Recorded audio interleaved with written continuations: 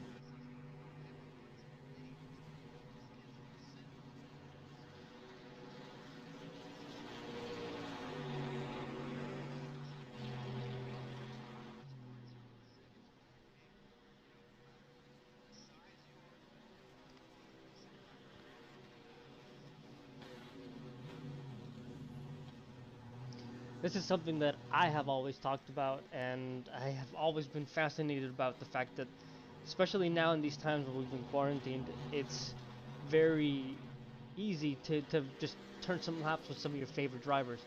So now that you're seeing all kinds of age groups being able to go on track together and run on track together, really becomes it's really evident how um, age really doesn't matter when you're talking about motorsport or driving.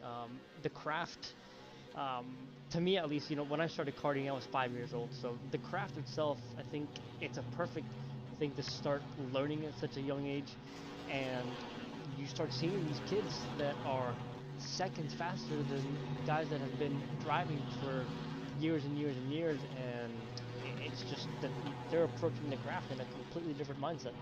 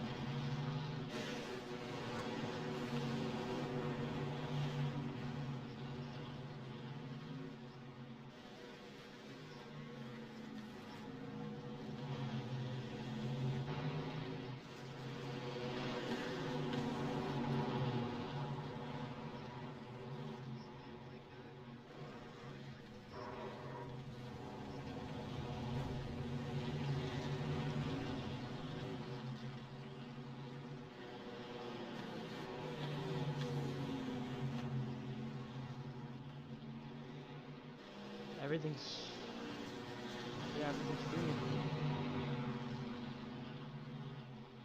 We're on now. Okay.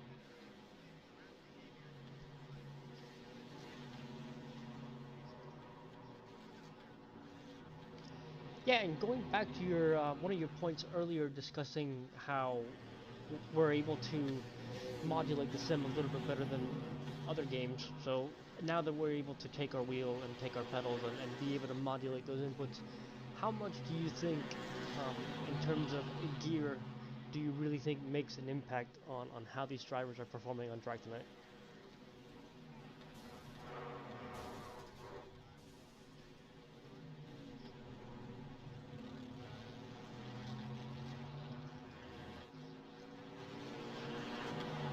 Pedal systems have. The feeling of the brake in terms of what's your limit before the tires lock up is a little bit tougher to gauge because you're just going off the amount percent push. So to give a bit of a brief breakdown here, when you have the regular pedals with what's called potentiometers, what they're doing is if you push the pedal 50% as far as it fully goes, you're getting 50% brake input, which sounds normal. But when you get into a race car or you get even into a go-kart, it's not exactly like that. It's not linear. So that's what the load cell pedals do. You have a little bit of play at the beginning of them, and then you get into that small sweet spot where the pressure actually engages in those brake pads are clamping down on the disc. So having those pedals gives you a little bit of a better feel, and when you race cars like some of the GT3 cars that don't have anti-lock brake systems on them, I think there's a little bit of a benefit to that better feel in the brakes, and you'll see guys be able to be a little more consistent, maybe get a little bit more out of the braking zones on tracks like this where you have a lot of braking zones.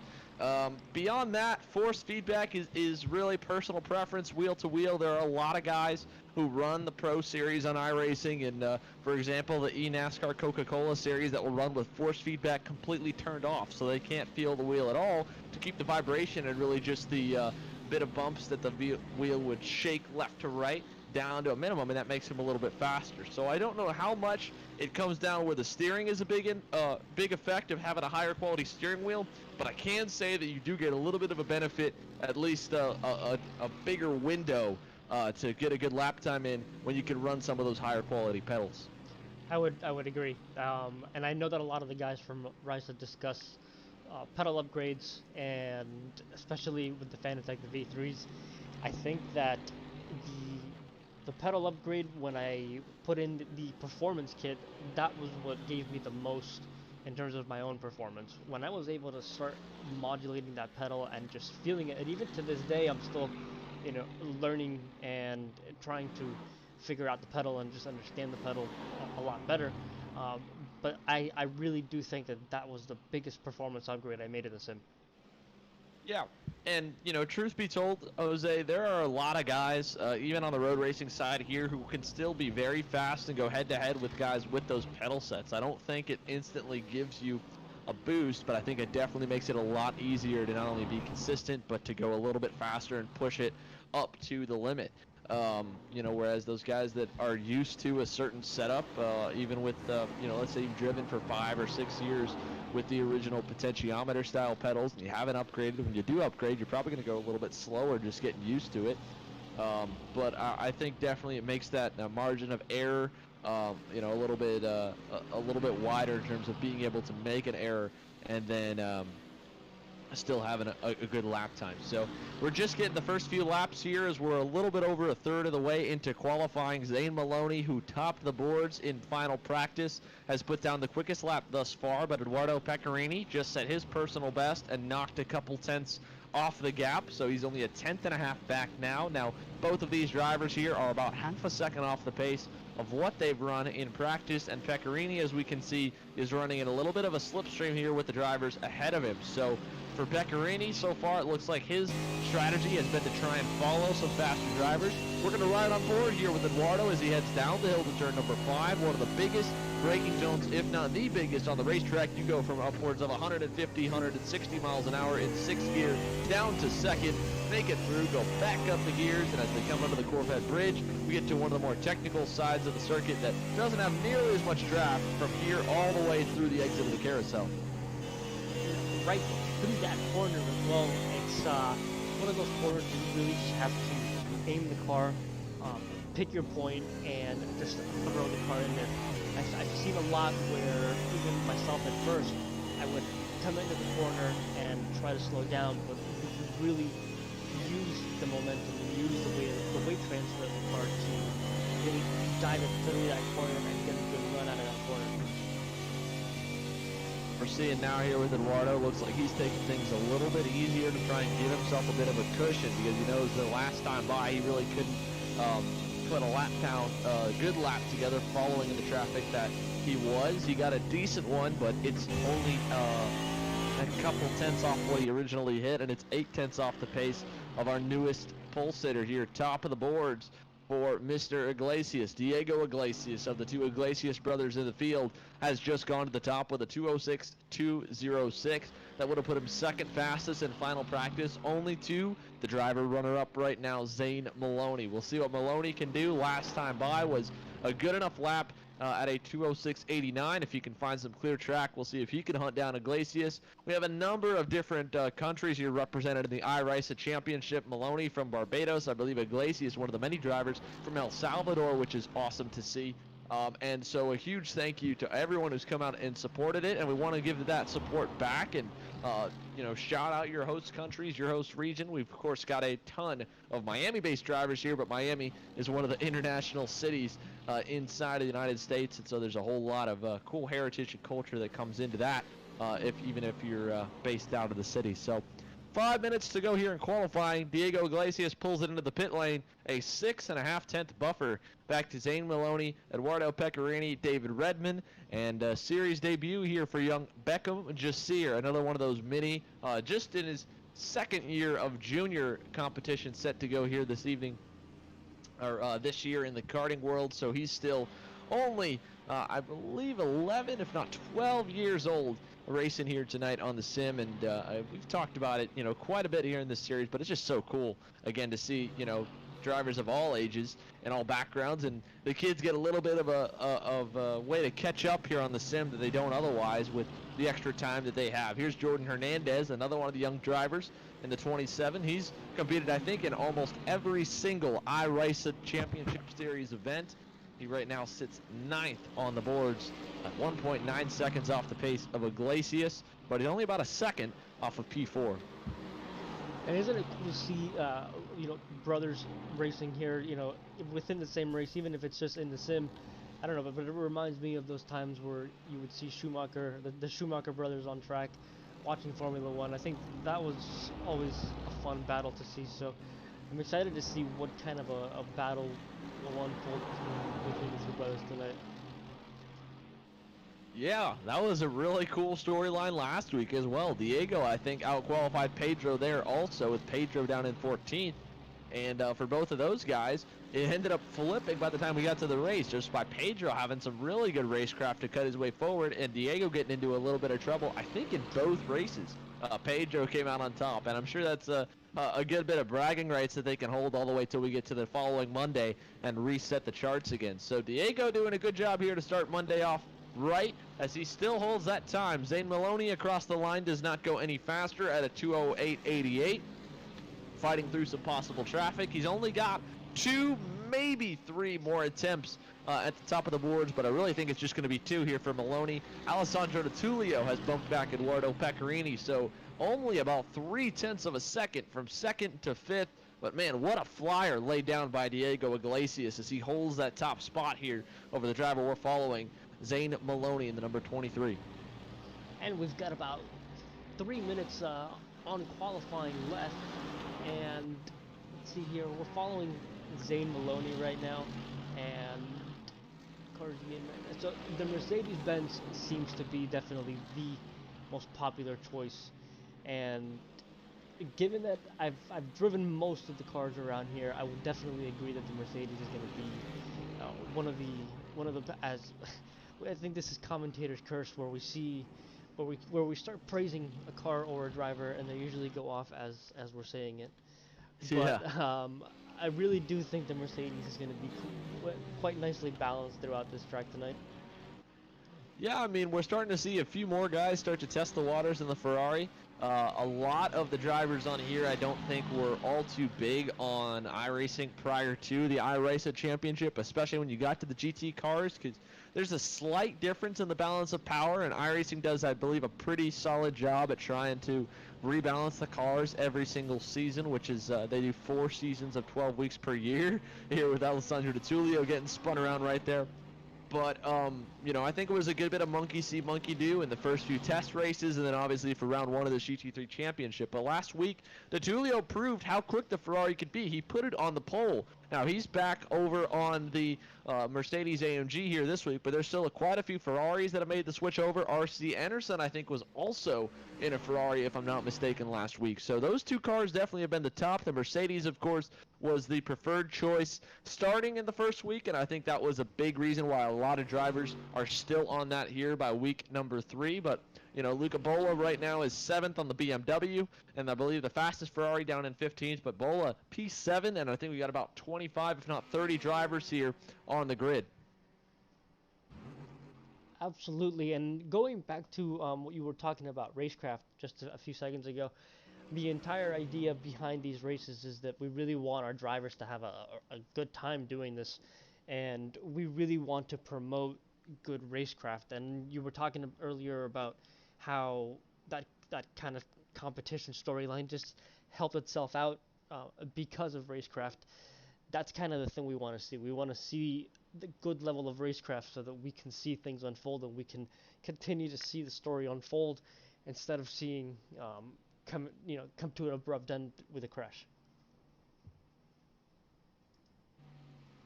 Yeah, I mean, that's been a big talking point in both the iRysa MX5 challenge on Wednesday nights and the GT3 challenge here on Mondays, that we've had, you know, of course, some good racecraft for some of the guys at the top of the grid, at least in the finishing results, but we've had some pretty gnarly races here, Jose, and a lot of guys getting taken out pretty early. So that's been a big deal that the race officials, of course, Rudy Ramsrup, the architect of the series, has stressed a lot. We've got multiple heads in the race control virtual tower here watching over and handing out live penalties. I mentioned Alessandro Di Tullio received one of those live penalties last week when he was trying to work his way through. So there's definitely eyes on the racetrack, and you know, if there's one thing I've learned here, especially from getting to a lot of race control duties on the club level at AMR Motorplex, on the regional level with the Sunshine State karting series as well, is you know, it just takes time to really instill that, and it's such a different atmosphere from the sim to real life racing, and you know, I think that's taken a bit of adjustment, as we mentioned here. A lot of guys coming in with not a lot of sim experience.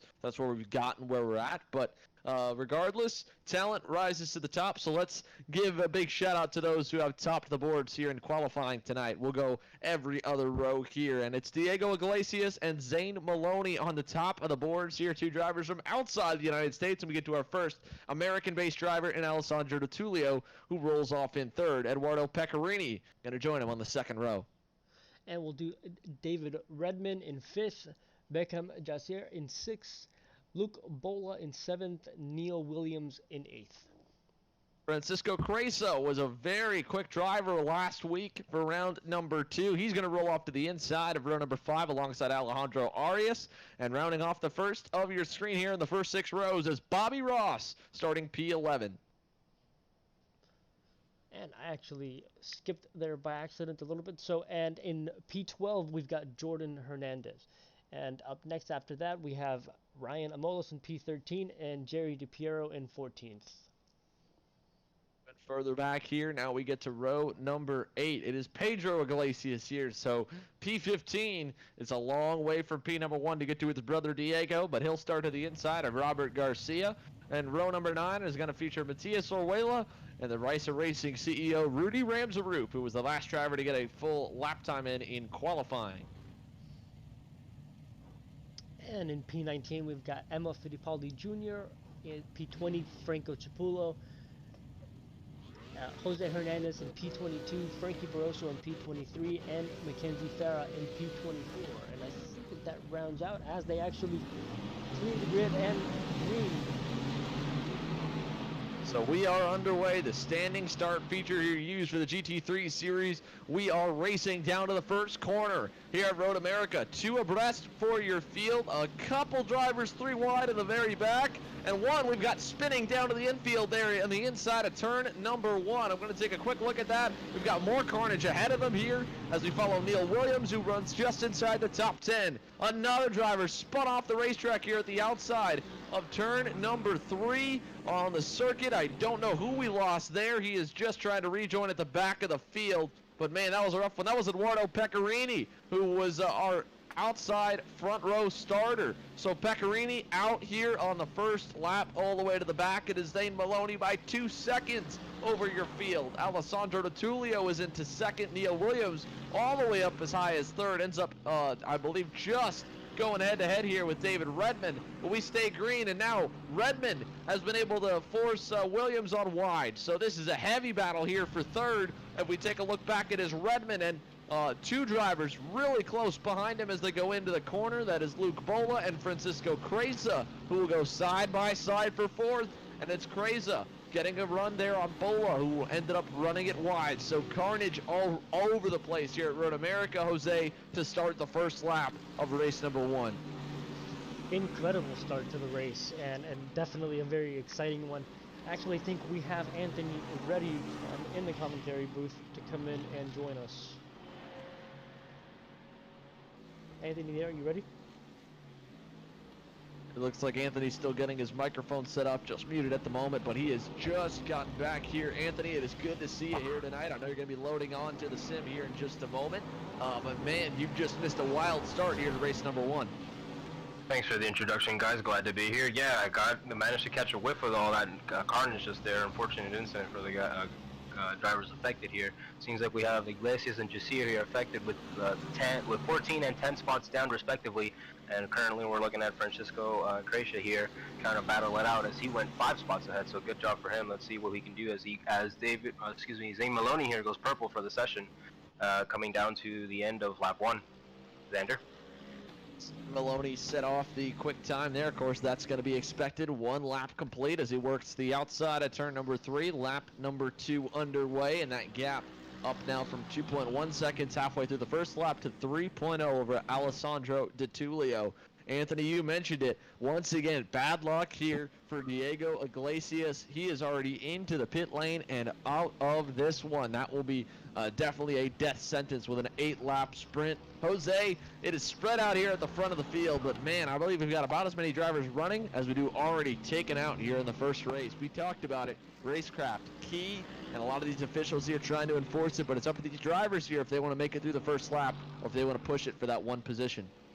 I think that racecraft is the absolute #1 key when it comes to trying to win a race, because I've seen so many times, especially now in the lower I ratings, like as I'm trying to come up through the I rating classes now, I see so many times where I can start at the back of the field and just take my time running through the field, let the entire grid just kind of do what it needs to do, let everybody settle in, that I continue to focus on my racecraft so that I can work my way through the field and usually come up top 5 at the end of the race.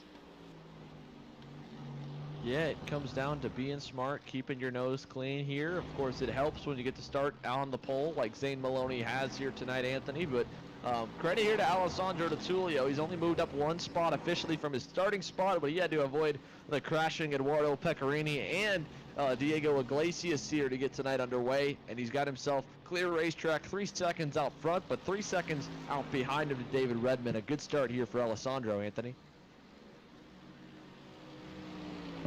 Alessandro's got something to prove tonight as he makes a switch back to the AMG GT. As he was driving the Ferrari last week, he's saying he wasn't having a good time with the Ferrari. Now he was doing a little bit of experimenting, but now he's back underway in his preferred car, the AMG.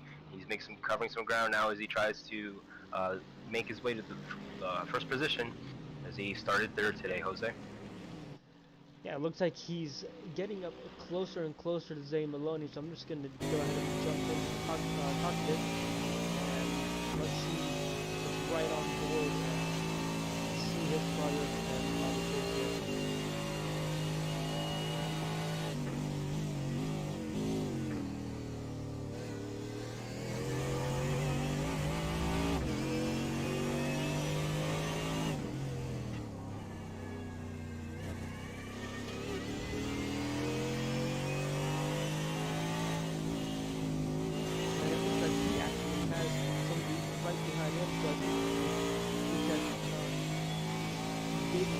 Here coming in closer and closer, bearing down on him. So quick correction there, Jose, is actually, I believe, the lap traffic of Diego Iglesias. So again, you're off your top two-row starting position for Diego Iglesias has resulted in him getting spun on the opening lap.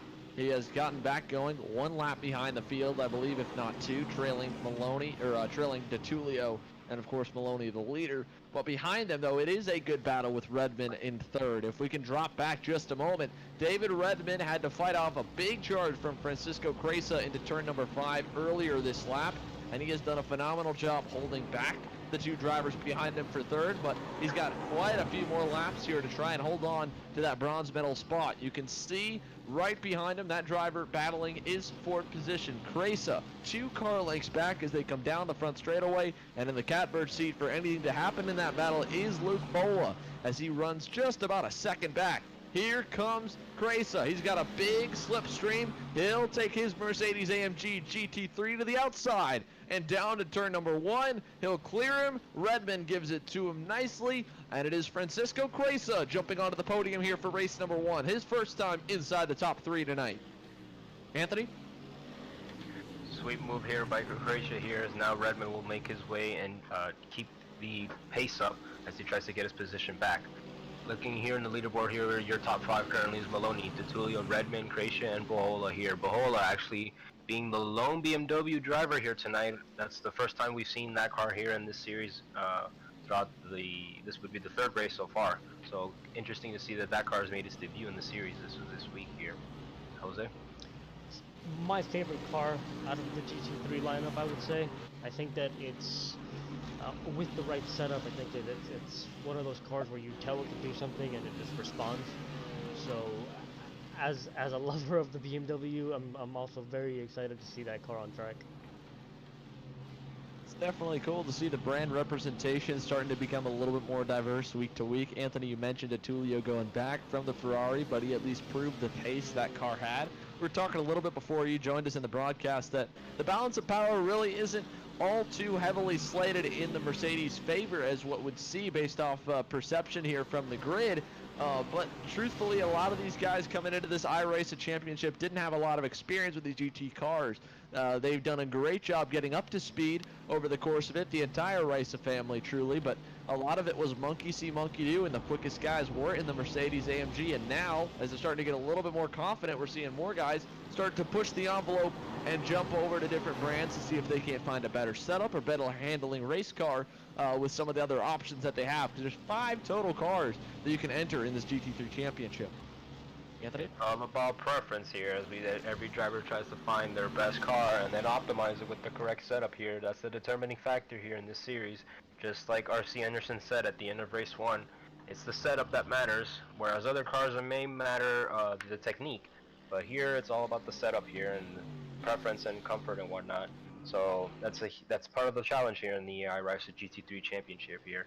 We're following alongside Luke Bohola here, one of the hardest working drivers in the field, always making sure he's got good feedback at the end of a session here and trying to see what's the best thing he could do. There's that lone BMW here, making his way into the next turn here at Road America. And it seems like he's about 10 seconds away from Maloney here. Definitely got a lot of ground to cover here as we're 4 laps in and all getting ready here to wrap it up. Jose? It's nice to see, going back to you were talking about brand diversity, it's nice to see how all these drivers are experimenting with the different cars, because as somebody that, when I got into iRacing, I really wanted to kind of immerse myself in the software and learn about it and, you know, just look at the different physics of all the different cars. So, you know, being fortunate enough to be able to have purchased almost every single GT3 car, it's very interesting how all of the fine details of the physics and the tires are really relayed here in the simulator. So to be able to see that and be able to see how every specific driver with the specific kind of driving personality and how they're handling each of these cars, it's fun to see as a spectator. It's fun to commentate on it, and it's also just fun to watch it and learn from it.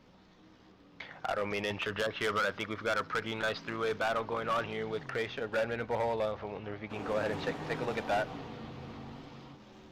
And just gonna see if it switches over to the next camera over here. I just have a small delay.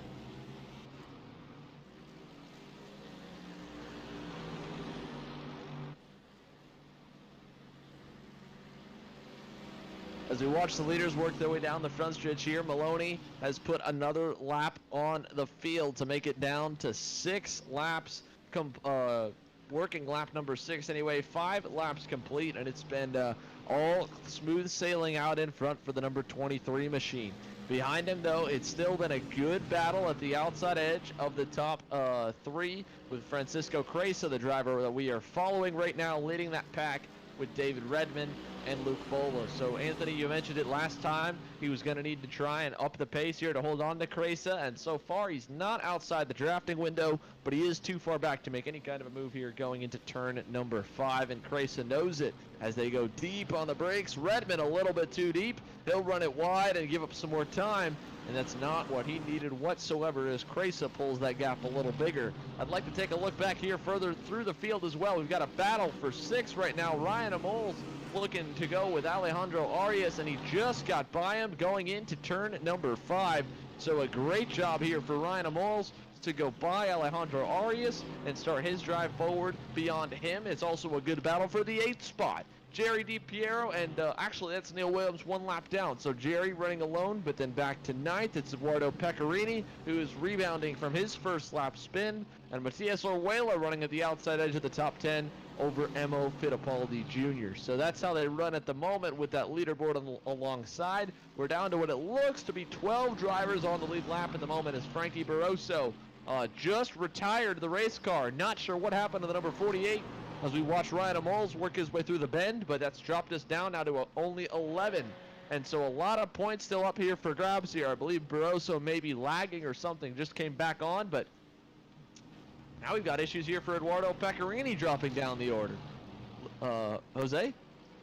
Yeah, I'm just going to actually give you a quick replay there and let's see what happened to Pecorini.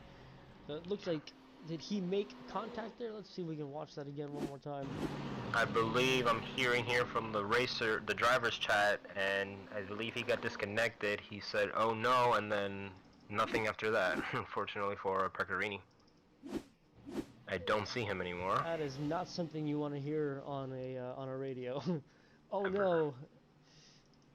Yeah, very, very vague indeed, Jose. You don't know exactly what they're saying. That "oh no" could mean, "oh no, my brake's disconnected and I'm about to kill you in the corner," or "oh no, I'm out of the race myself." But it looks like there's definitely been an "oh no" moment for David Redmond while we were gone. He has given up that 4th spot to Luke Bola and has fallen far behind this battle for 3rd. In fact, he's also in jeopardy of that 6th position as Ryan Amols is coming by and Redmond is slowing. I don't know if he got a slow down cut course or what, but he is way off the pace. You're right, Anthony. Interesting to see Redmond. Most likely it was that he probably did cut a corner and whatever mishap that caused him to lose the last couple spots from up ahead with Bohola and Croatia. But now looks like he's in very great. He might have bent the car, the steering and whatnot. So at this point he's probably just pedaling it back to the pits and whatnot, but he's very much in danger now. He's officially dropped 2 spots. He's got another driver, Piero, behind him, and soon after maybe Orjuelos would pass him on his way into the pits, and then who knows who else can pass him while he's being repaired in the pits. Drivers here tonight are given 1 fast repair. Hopefully he hasn't used it up tonight. I'm not sure if he was involved in any way, shape, or form in that lap 1 mishap. Oh, look at him going off track. I'm pretty confident he definitely bent something a couple minutes ago. Yeah, definitely an issue there for David Redmond. So that is big. That's going to give up a lot of major points here to the drivers behind him.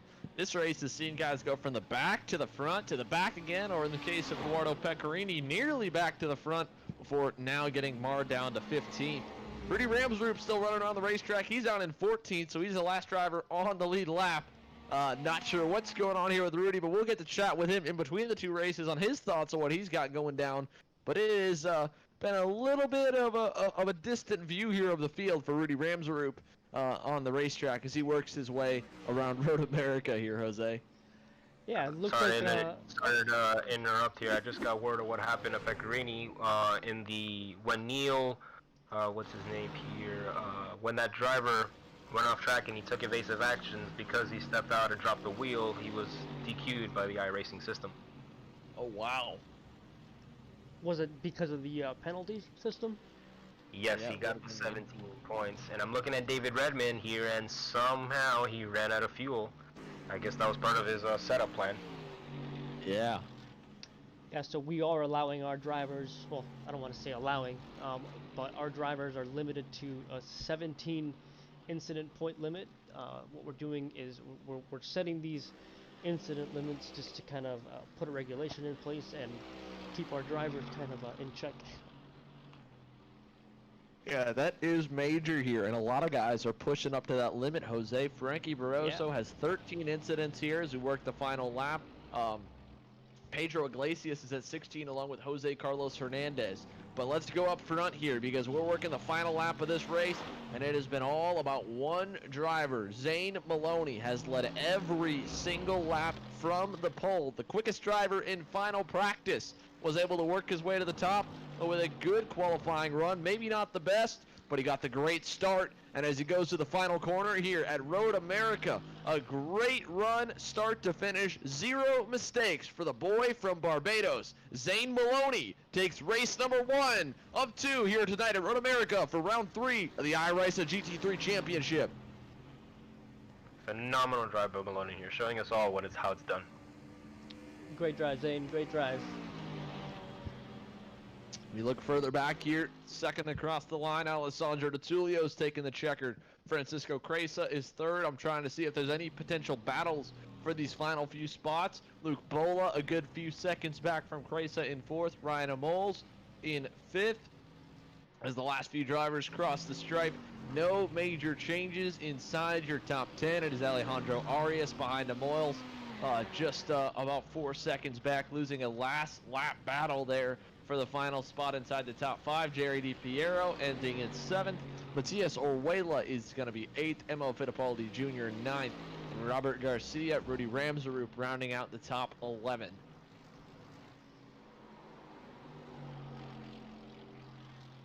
And a great job to all the drivers that have completed Heat 1 tonight. It was definitely a fun race to watch, and I definitely enjoy these GT3 races, and I think that the drivers enjoy them as well.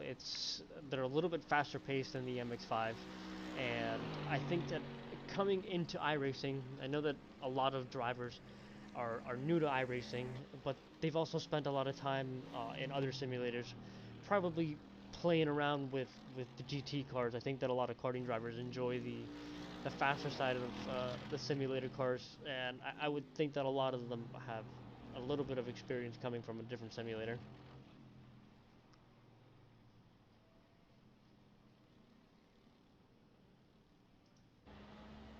It looks like a couple other updates here on the final lap of the race. Emo Fittipaldi Jr. was black flagged on the last circuit along with Jose Carlos Hernandez.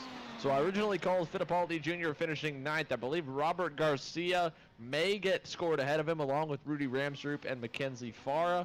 It's hard to say here, but just more chaos in the last lap here than what we expected for race number 1. I'm hoping we'll have a little bit of a cleaner start to race number 2. But man, just a complete shake-up here. You don't see really many drivers besides Maloney and D'Attulio that finished anywhere close to their starting spot, whether they went way forward or way backward, and that should make a very exciting starting lineup for race number 2, Anthony. Definitely excited to see here what the rest of our drivers can do for the next race. Lots of positions being shuffled around due to the first lap incidents here. Some of the faster drivers will have to settle for mid-pack or rear positions here and make their way up to the front. So it'll be interesting battling to see for race 2. Yeah, and we're actually just about a minute away from the start of the grid for race 2, just wrapping up the last several bit of drivers here.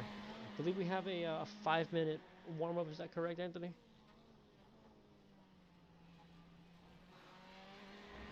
Looks like Anthony's mic might have gone off there for a second. Just... Oh. Are we muted? Nope, 1 second and stand by. My thing just disconnected.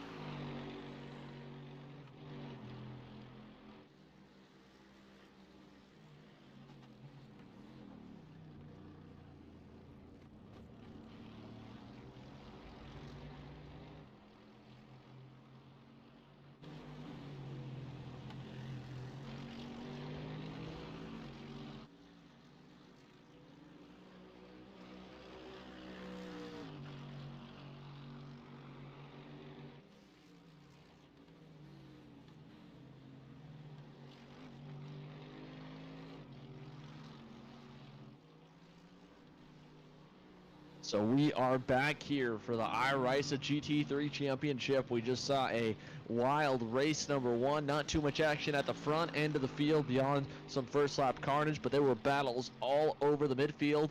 Myself in the booth here along with Jose Cabrera and Anthony Asnar. Jose, we're just getting ready to kick things off here for race number 2. What do you think about us pulling up the grid and walk you through what we should expect here for this one? Yeah, and the grid should be coming up right now once it comes up right now. So I will go ahead and run through the first 2 lines here. So starting off in P1, Zane Maloney, followed by Alessandro D'Atulio in P2, Francisco Crecia in P3, and Luke Bahola in P4. Yeah, so these are the results from round number 1 of 2 on the night here for the third weekend of the championship. Ryan Moles and Alejandro Arias make up row 3. Jerry DiPiero, Matias Orwela, row 4. Robert Garcia here in 9th, Rudy Ramsey-Rupp in 10th, David Redmond in 11th, and Frankie Barroso rounding it up in 12th. And in P13, Mackenzie Farah, and P14, Emma Fittipaldi Jr., Bobby Ross in P15th, and George DiPiero in P16th. Diego Iglesias, one of the top qualifiers from race number 1, is going to roll off the grid in 17th alongside Anthony Rand. Then it's Eduardo Pecorini and Jordan Hernandez, your top 20. Jose Hernandez from Mexico coming in here in 21st. Neil Williams in 22nd. Pedro Iglesias from Salvador in 23rd. Juan Arenas from your local Miami crew here. And here we go. Lights off and away we go. We get set to go underway here for race 2. We've got to move here with the orange car here in the middle of the field. Great start by that driver. Let's get to see who might that be in a couple minutes. Now we get into turn 1 and see what the outcome would be. Hopefully not another repeat of the last race. Good start once again for Zane Maloney. They're 2 and 3 wide behind him. So far, so good here for the boy from Barbados. Everyone else is making it through mostly clean, but a couple drivers spun in the first corner. Everyone up front looks okay. One driver there to the inside of the racetrack here at turn 3, and whoa, one guy all the way out in the gravel trap there in turn number 3. Let's see who that was. That was Diego Iglesias again.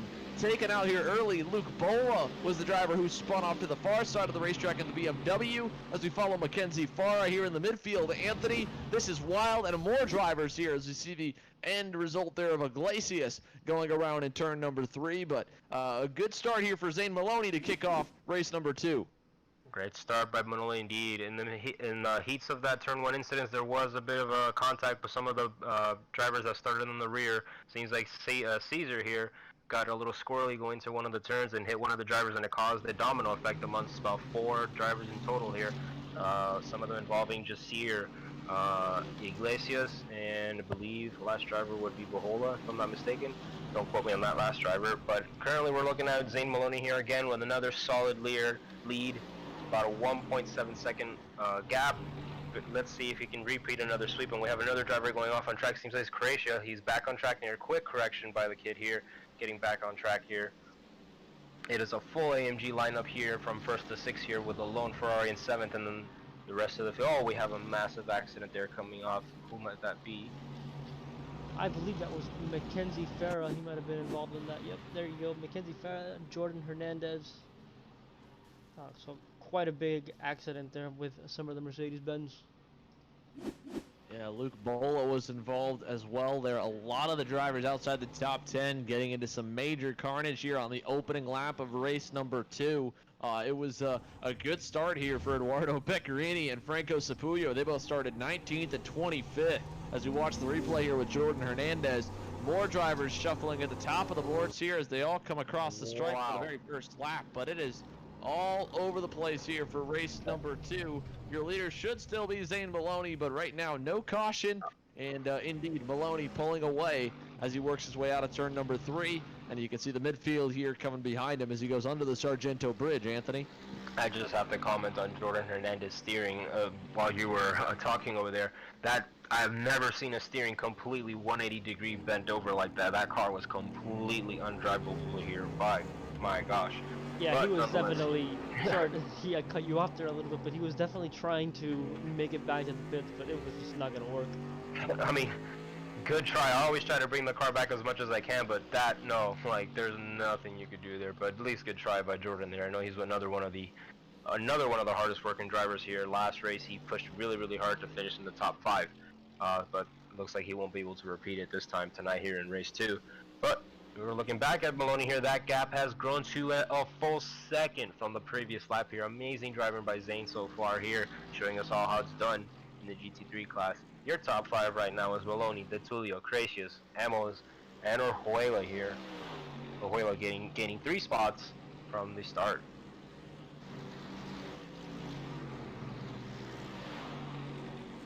Been a good start here for Matias Orjuela, a better one for Eduardo Pecorini. He is up 10 up into the 9th spot, working the rear end of Jerry Di Piero and Emo Fittipaldi Jr., who's up 7 himself. So Matias Orjuela there in 5th, and we see this pack here led by Fittipaldi, who runs in 7th. Piero is right behind. Pecorini is there as well as Frankie Barroso, and I believe Robert Garcia not too far back from this group here. So the outside edge of the top 10 closely packed together as they all trail behind Alejandro Arias, and they'll head up the hill here to put another lap in the books. I Road America, 2 laps complete, I believe, working lap number 3, and Zane Maloney was leading the way here, but he is dropping down the order. What's happened here to our race leader? Let me go ahead and investigate. Looks like just maybe a little glitch there, actually, Anthony. Maloney running out of turn number 3 appears to be in good shape, but he is going to be running up to slow lap traffic. Alessandro DeTulio holding station behind him, was about a second off the pace last time by. Then it's Gracia, as you mentioned. Matias Orjuela has gone into the 4th spot as he has worked his, has gone into the 5th spot, sorry. Ryan Amols P4 and Orjuela P5 ahead of Arias, and a hungry train of cars behind him headed down to turn number 5. Got a manual black flag coming into Mackenzie Farah. I wonder what for what. Maybe probably an after effect of that accident that he had after turn 12 here. Gonna keep an eye on him for the rest of the race.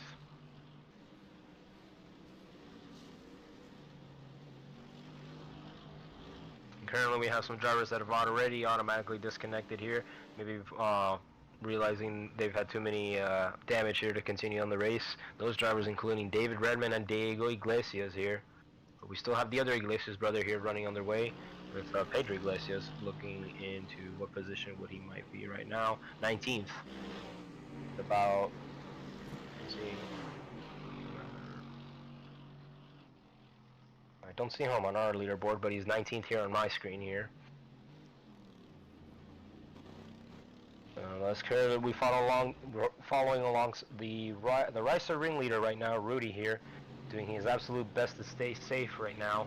We'll take a look and see how he's doing as far as incident points here to verify my statement. I wonder if Rudy's having a little bit of a connection problem as he slightly goes off track there. He had a car blocking him off. Did he make the corner? No. Ooh. Unfortunately, he went completely off. Actually, Looks like he just as I say that, he has 11 points, so he might have to serve a stop and go as soon as he gets back to the pits here. I do believe he might be suffering from wheel issues. I remember he was texting me earlier today concerning about that. It looks like he's trying to improve his performance there. You guys jinxed me. What happened there, Rudy? DJ, I think, got loose in front of me, and I ran. Somebody pushed me off on turn 1, and then another incident, so I had to come and go. Oh no. It is what it is. No problem.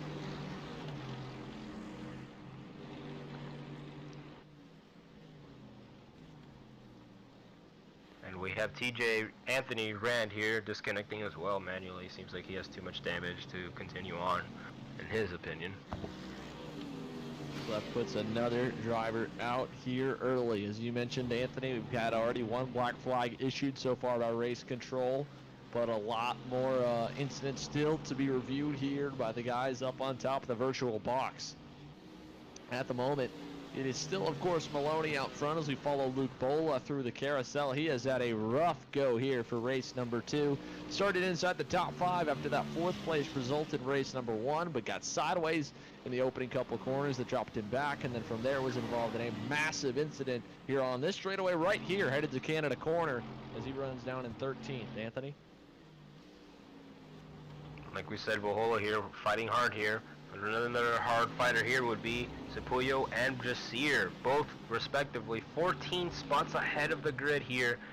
Franco, one of the veterans here in the iRysa field, but right behind him is a rookie rookie here in the GT3 category. Beckham Jasir here, newly joining us here in the iRysa GT3 Championship. Boy, I'll tell you, I know Beckham really closely, and he's been super excited to be joining us here in the GT3 category tonight, or just in iRacing in general.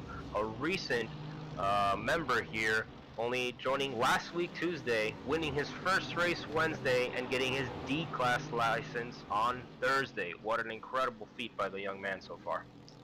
That is quite incredible. I mean, coming from having to push through license classes quickly, so, you know, just talking about the Indy 500 just a few days ago, or a few weeks ago, we really had to push through that oval license to be able to run an Indy 500, so being able to get on the platform and being able to push through and grind it out, it's quite an achievement. Yeah, definitely an achievement here. The Indy 500 on iRacing is no joke. Unlike these short 8-lap races we're getting to have here tonight, is Beckham Jasir around here out of turn number 3. That's not going to give up a spot to Luke Bola, as that was the lap traffic in the Ferrari going by, but we'll watch the replay here again as he goes down into the corner, hard on the brakes, pushing the limit to try and run down the driver in front. Just gets a little bit too far off to the inside of the racetrack, grabs the grass, and it sends that Mercedes AMG here for a spin.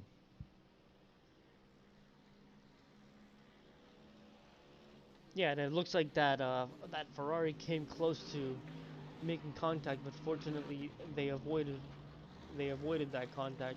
But now going back to being able to build up those licenses quickly, um, how much of that do you think is drivers being able to kind of work their way through their system, or how often do you think drivers are really kind of putting in the time and putting in their efforts to get the most out of the sim?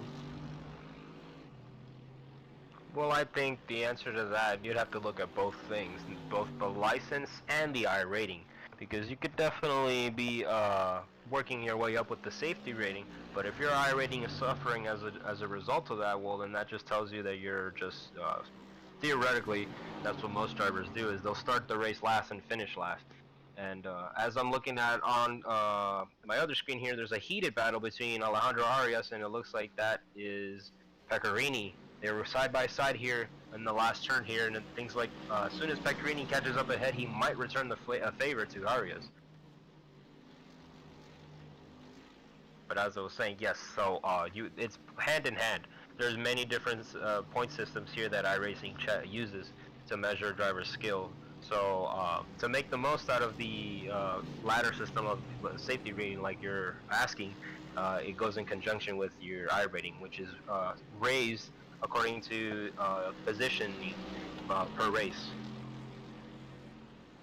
And at least we see that on these races where we do the league races, there isn't any kind of effect on safety rating and I rating. But again, I said it earlier in the broadcast, and I'll just reiterate it again. We really want to promote this high level of racecraft that we just want to have drivers on track that are being able to finish races, and that's kind of the idea of the simulator in general, is to be able to develop yourself as a driver, whether you want to have fun or actually take it seriously. At least here, if we're able to run these races, drivers are able to continue developing themselves, and the cost is minimal in comparison to being able to run these cars in real life.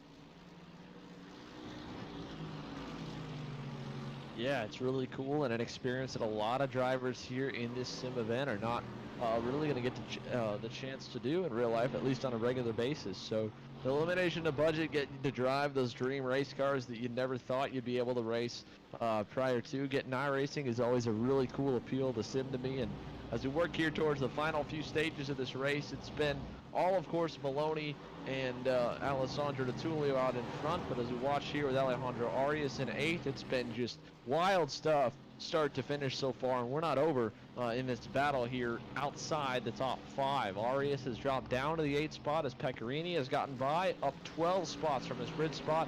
Franco Sapullo, while at the very back of the field, as nobody else expected any better, has worked up 14 positions. Anthony, he's up to 11th. Very solid drive here by Franco here. One of the hardest working drivers outside of the sim here. Franco making sure he has the best equipment possible here to have the best experience here.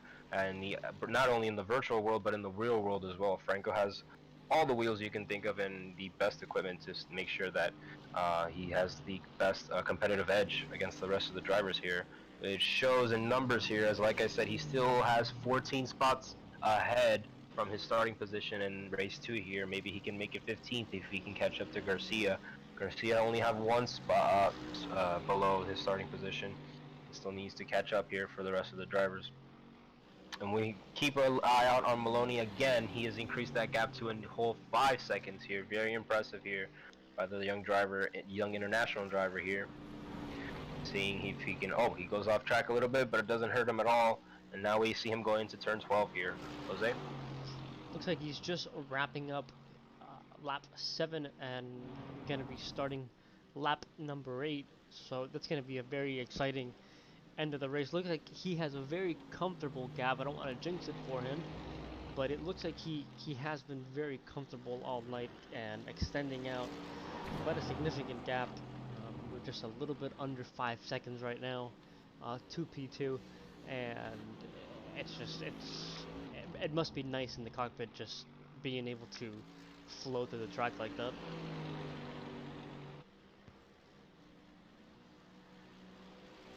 And Xander looks like he's going to be starting lap 8 here. Yeah, final lap here for Zane Maloney at Road America. Anthony, man, what a night here for this kid to dominate in the way he has. I'm not sure we've seen anything like this in either of the iRysa Championship Series, to have one driver win practice, go top of the boards or near top of the boards in qualifying for both races, lead every lap of the opening race, and now here he's set to do the very same in race number 2 on the night. I saw it. I believe R.C. Anderson did it in round 1 at Spa. But maybe if he was here tonight, he would have gone head-to-head with Maloney here. But interesting to see here the considerable gap that he's had with Tulio along the whole night. Maybe this would be RC's competitor here, Maloney here, showing us all how it's done in the GT3 category tonight here. Just not making a single mistake here so far. If anything, he may have had maybe 1 or 2 wheels into the grass here. I'm trying to check. Yeah, literally just 1 incident point here. He's kept it clean throughout the whole race. Last race he only had 2, so maybe just slight wheels to the grass here. But Maloney here showing us all how it's done here in the race 2 here. Jose?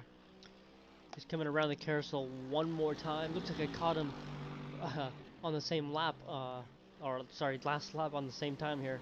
And it's gonna be an exciting finish, and I'm gonna let Xander take over because Xander's really gonna be able to bring the emotion on this one. Bring it Xander? on home.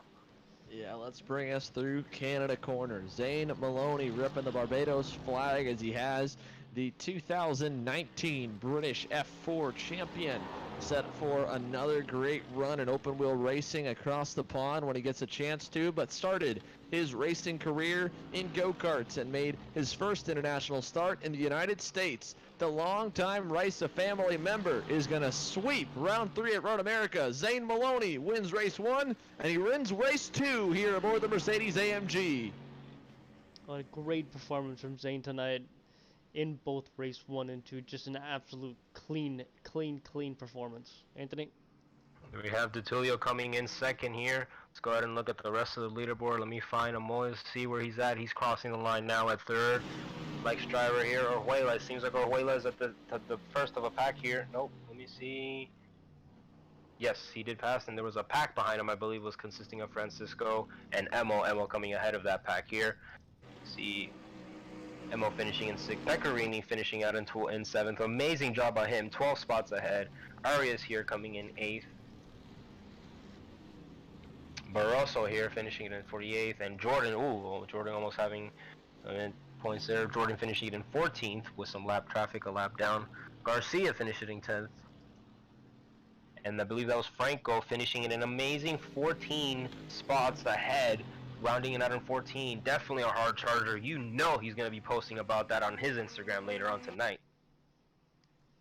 yeah, if there's a race going on and there's one driver who's going to tell you that he was in it and the wrecks were never his fault, it's going to be Franco Sapulio. So big congrats to Franco for putting himself into the top 11 at the end of it. Only 42 seconds back, but you know what? He was on the lead lap, Anthony. Definitely an amazing lap here. We're gonna try and see if we can get on Zane onto Discord here if he's available to do so. But nonetheless, that was a pretty good race here. Definitely a lot to learn here for some of our drivers here, especially the ones that had some of the incident points here. Thought that this was going to be a cleaner race here due to the nature of the track being a little bit more wider and whatnot, but definitely some good action nonetheless here throughout the whole night. Was there? Another great race, another great performance from the Rysa team, and a great, another great opportunity for everybody that runs with the Rysa team to be able to get on their simulators and run virtually through these quarantine times. I know that, so it's, what is it today? Today's Monday. So Rysa usually has their pro nights on Wednesdays, and this is when the guys get together and do their big karting events at the track. And being in quarantine, not being able to do that, and being able to do it now on the simulator, and us being able to take part of it, it's a it's a great pleasure. Xander. Yeah, it's so cool to be able to call it. I mean, there's obviously not every name that I recognize. The Raisa family extends far and wide across a lot of different spectrums of motorsport. But with my background and a little bit that I've gotten to know, every bit of the Raisa family here with Rudy Ramsrup at the head, and of course the karting program and a bit of the Spec Miata racers over the last few years. It's been really cool to see and get to call the action for the second week in a row. And my good buddy here, Zane Maloney, who I've called even before I got down to Miami, is with us here in the booth. Zane, man, what a night here tonight. Race 1, race 2, practice, nearly the pole, nearly a perfect clean sweep. Just unreal. Yeah, definitely. Firstly, thank you guys for the great commentating, and yeah, it was definitely a great night for me. Really, the only thing that I could have done better is qualifying. I had a few X's on my laps and messed it up a bit, got held up. So yeah, I can still do a lot better, and I'll be back next race. I don't know when it is, but I'll be talking to Rudy. Thank you to him for inviting me over, and it was great fun. Yeah, I think it was awesome. I know for Jose and Anthony and myself, you made it a little bit tough to call a good show up here. But to be honest, there's a whole lot of chaos behind you, so no worries there. And it was just it was cool, man. You definitely put up to the level of standards and domination we saw with RC Anderson at the opening round 2 weeks ago at Spa-Francorchamps. And this helps catapult you quite a bit. It's a short championship. 5 nights, 2 races each night, so 10 total races. But tonight, 2 of those races maximum points here to you, so that sets you up pretty good. You mentioned a huge thanks to Rudy here. You obviously do a lot of sim racing, and is there anyone else you'd like to give a shout out to while we've got you on the live stream? Yeah, thank you very much. It was a great race, like I said. There was a lot of chaos behind. Alessandro did a great job as well. I think he's quite young, so it's great to be racing drivers that I'll never be race against in my life again. And yeah, it's great to see young talent coming up as well, because I was once at that stage, and I'm still at that stage, really trying to make my dream happen. And yeah, I used to be with Rudy at 5 years old, so 10 years on, I'm seeing Rudy again online.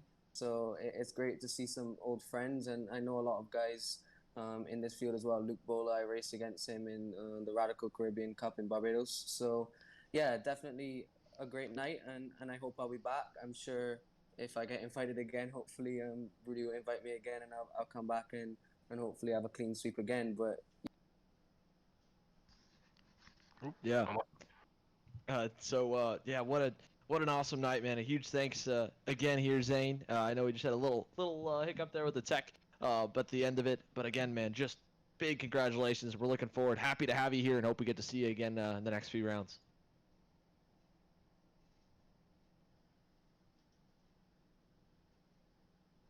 I think he's technical issues here. I'm gonna head and remove him.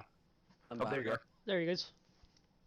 Yeah, like I was saying, thank you to all of you guys for putting it on. And yeah, Xander, he used to commentate for me in the US as well, so he's the best commentator in the world, and I always love to hear his voice. So Xander, thank you again. Thank you, brother. All right. Well, with that, ladies and gentlemen, Anthony, Jose, any closing thoughts here after what's been once again a great night, a wild night of racing here in the iRysa GT3 Championship? Anthony? Pretty great night here. We saw a little bit of a different flavor here, lots of action as well. And like I said, hopefully we can all take a time to reflect back and learn as we push it on over to the round 4 next week. Jose? I am just very excited for the next round, and I'm just excited to see these cars run around the track again.